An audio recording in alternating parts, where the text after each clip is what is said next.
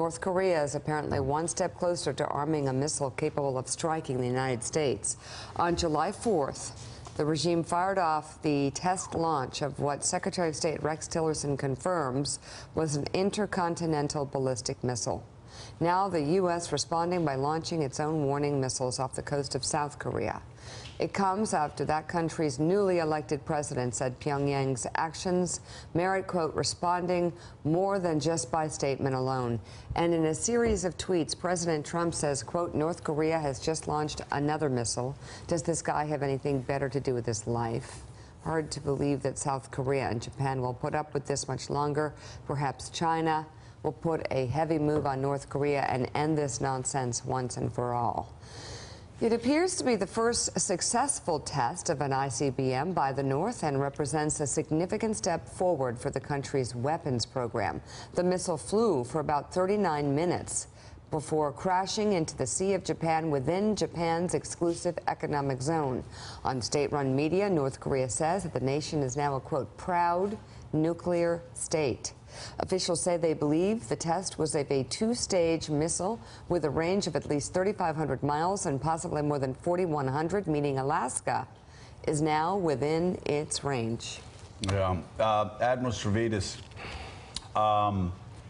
chilling. We've been knowing for some time that North Korea was going to cause a serious threat. Barack Obama, in his meeting with Donald Trump after Donald Trump got elected, told him in the Oval Office, you're worried about Obamacare? Obamacare is not going to keep you up at night.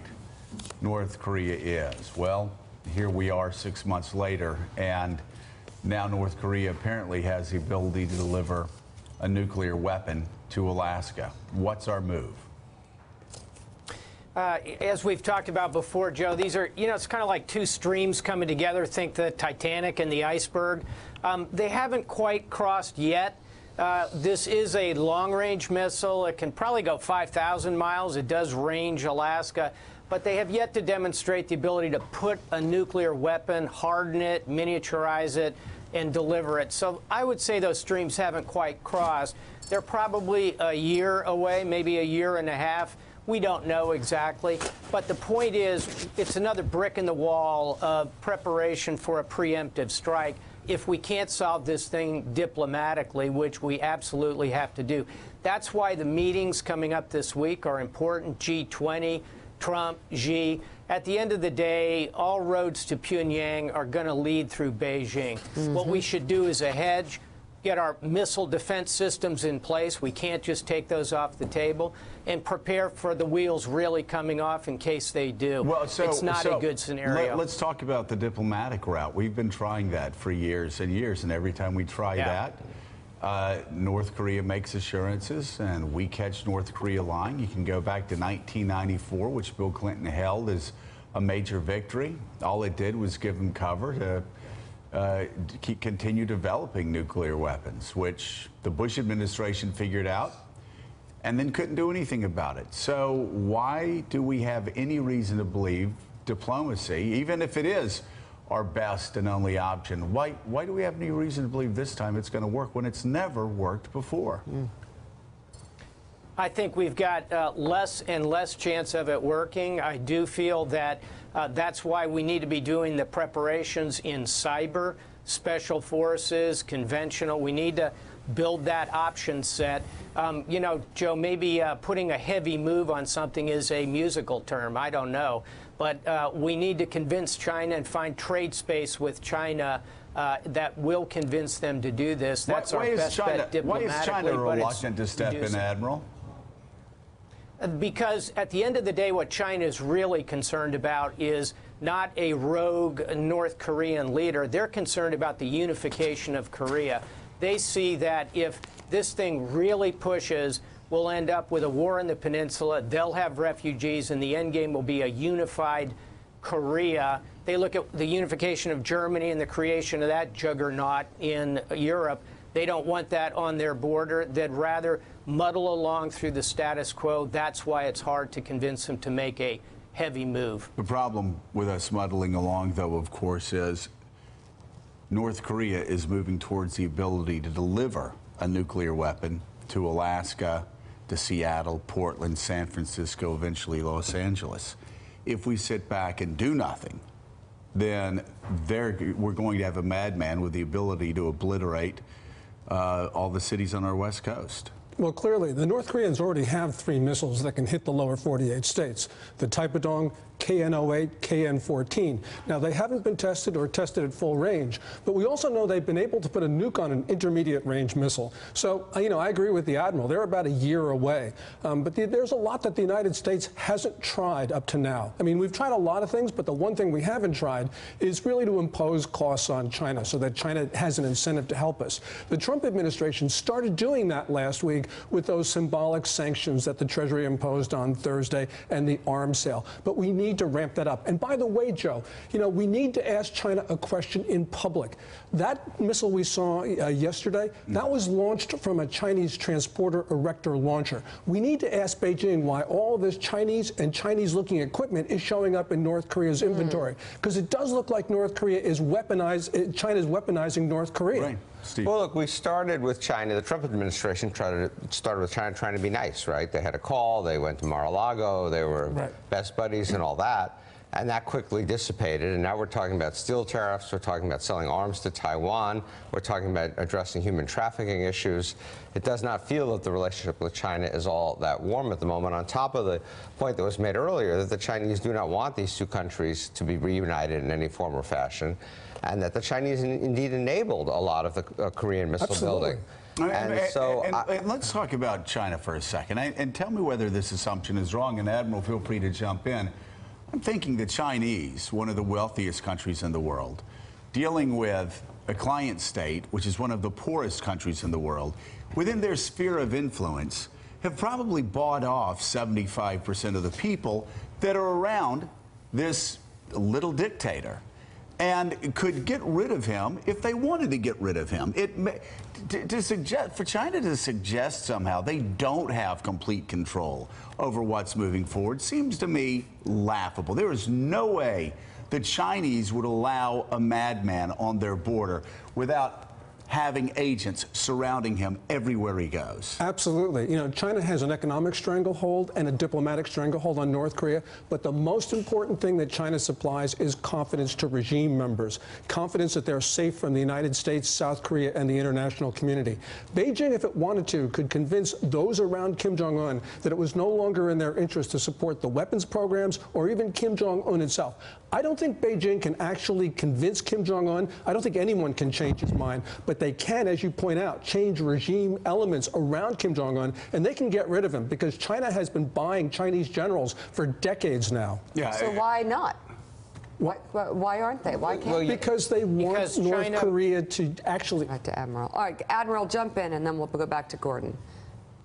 Yeah, I would just say that this gets back to the calculus the Chinese are making, which is a better state for them is Kim Jong-un, even if he's slightly uncontrollable, but as long as they have that peninsula divided, that's really their geopolitical objective.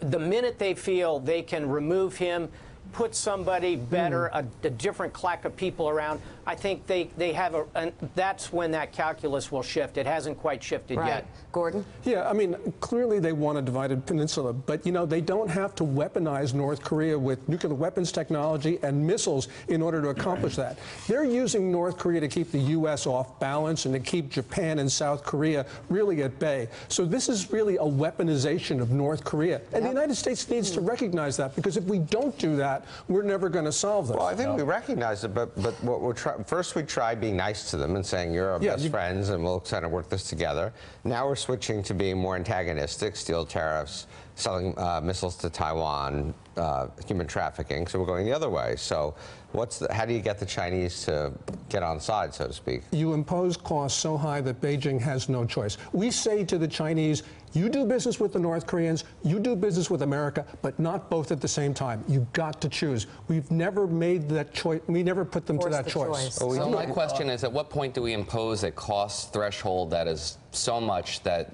China determines it's to their benefit to balance against the United States with Russia, with Pyongyang, and not play ball. Right this afternoon, if China stalls us at the emergency meeting of the Security Council, because we only have a year, 2 years to get this right. If we cannot deter Kim Jong-un, and that's a really big issue, then we've got to use force. But that means we also have to use everything in our toolkit, short of the use of kinetic options. That means we need to start right now and to really start to impose those costs on Beijing if they're not going to help this afternoon. And Frank, Beijing and Russia have already decided they're going to stand in the way of the United States. Yeah, what do those costs to China look like? I mean, we've heard again and again that China is perfectly content with the status quo, that there are reasons why they worry about, becoming too provocative, too confrontational here. What do those costs look like that motivate them to do what they very clearly don't want to do? Last week, we unplugged Bank of Dandong from the global financial system, a small fry Chinese bank, because of money laundering. This week, we unplugged Bank of China, one of the big 4 banks, also because it's been involved in money laundering, as we saw from that UN report in 2016.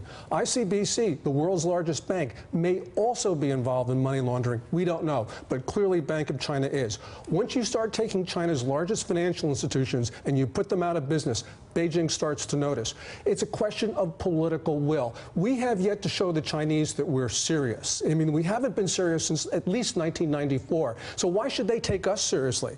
We've been placing such a low priority on our own security. We need to change that, like this afternoon. So, Admiral, I agree with Gordon. Yeah, I agree with Gordon, and I'm going to add one other factor that's at play here, which we have not mentioned with China. It's the South China Sea. We have an enormous amount of equity in ensuring that that does not turn into a Chinese lake. They claim it in its entirety. How that plays up against the work we're going to have to do together with North Korea if we want to avoid it becomes very delicate. I agree with Gordon. We need to use strong economic tools, and probably the nuclear option in the economic zone is trade itself between the United States and China. Again, we're not there yet, but I think the point is we need to ratchet up these sanctions, keep everything at play, and get China to make that heavy move before this thing is over. Let's just remember that trade between China and the U.S., diminishing trade between China and the U.S. would not be a great day for the U.S. Yeah, but we're beyond the point where we have costless solutions. We've got to take some risks. We've got to bear some costs. Yeah, Admiral, I hate to sound so skeptical, but I think we're going to be here 2 years from now talking about sanctions, talking about being tough with China.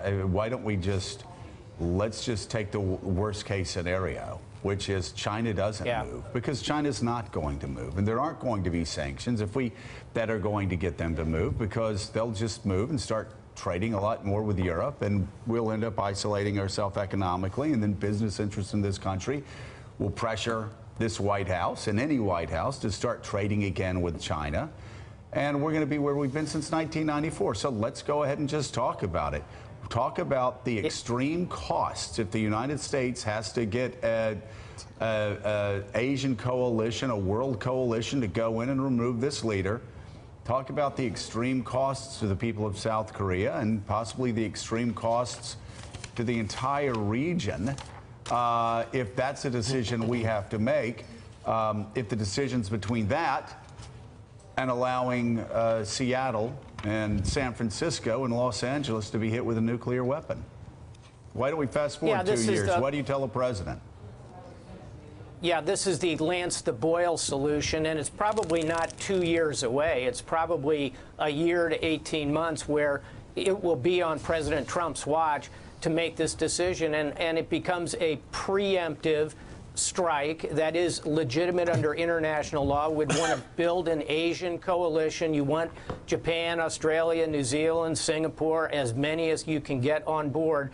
And you're going to have to use a combination of cyber, special forces, and you're going to have to use long-range air from Guam, as well as bring 3 to 4 carrier battle groups around the peninsula. We're going to lose hundreds of thousands of people in that scenario. Many of them will be Americans. There are 200,000 American citizens there. It's a very dark scenario, but if you've got to Lance the Boyle militarily, can you do it? Yes. Do you have the legitimacy to do it when the nuke and the intercontinental missile streams cross, yes, that's probably 18 months away. Thanks for checking out MSNBC on YouTube, and make sure you subscribe to stay up to date on the day's biggest stories. And you can click on any of the videos around us to watch more from Morning Joe and MSNBC. Thanks so much for watching.